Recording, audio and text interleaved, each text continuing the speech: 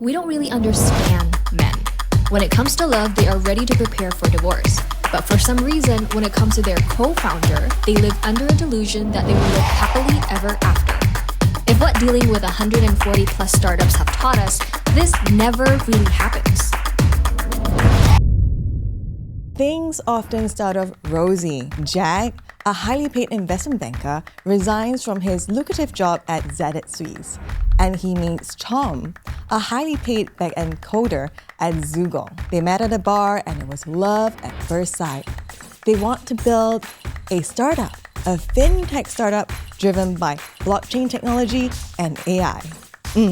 All those buzzwords. Jack works day and night on a pitch deck and raises $1 million from his rich friends and family like Aaron using a Y Combinator safe at a $10 million valuation cap. He incorporates a company with 50-50 shareholding split between him, Jack, and Tom. He feels like a baller. And what does Jack do? Jack spends investment money on marquee business trips to the Maldives and expensive gym memberships. After all, Jack was used to his life as an investment banker.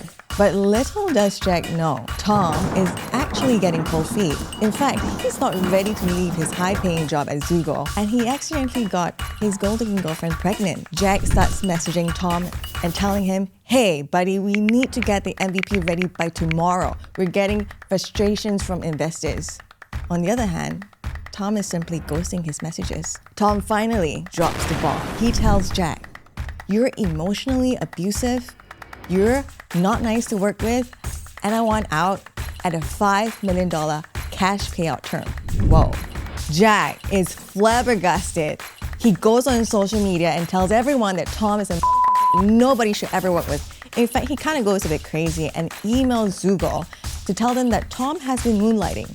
He also sends compromising photos of Tom sleeping with interns to his girlfriend. Whoa. Tom gets absolutely furious and deletes the source codes from his computer. And then he proceeds to revoke Jack's access to Google Drive. But hold on, this story could have been written very differently, written by legal principles, guided by real-life experiences. There are a couple of fundamental principles that should apply to any co-founder arrangement. First, vesting terms, and second, good and bad leaver terms. Let's play this out. If Tom's shares were subject to a vesting structure, which states that Tom is only entitled to shares if he finishes building his MVP, Jack could have easily told Tom that, "Hey buddy, you're not entitled to your shares or your $5 million payout because you have not met the terms of your vesting." Alternatively, if there were good and bad leaver terms baked in, Jack could also play the card that Tom is a bad leaver, which should be well defined in the co-founder agreement, and tell Tom simply that you're not entitled to your shares. And these are the elements that we have in our basic template, elements which I think are absolutely fundamental to any co-founder arrangement.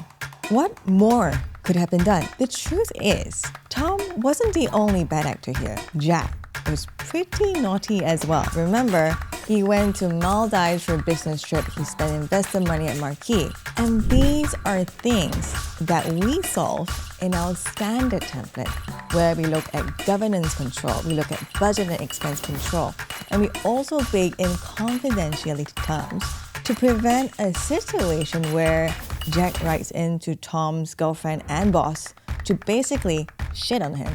In the most comprehensive template that we have, which is the complex document, we give co-founders the full coverage that we think you need as a co-founder. Let's take, for example, IP assignment provisions. We will bake in IP assignment provisions where in the situation of Jack and Tom, Jack can go up to Tom and say, "Hey, you deleted our source codes, but you did something wrong, you breached the contract, and therefore you either owe us money or you have to recreate these codes because they actually belong to us." We also have other provisions baked in, such as restrictive covenants or conflict of interest clauses, to prevent co-founders from starting a competing startup either during their tenure at the startup or after that. And that's the story of Jack and Tom. Most importantly, in our opinion, a comprehensive co-founder agreement will have good breakup provisions. Jack and Tom isn't a unique story. In fact, it happens pretty often. Given the prevalence of co-founder fallouts, the idea is not to prevent a fallout, but to manage the breakup so that the company can continue running in spite of everything.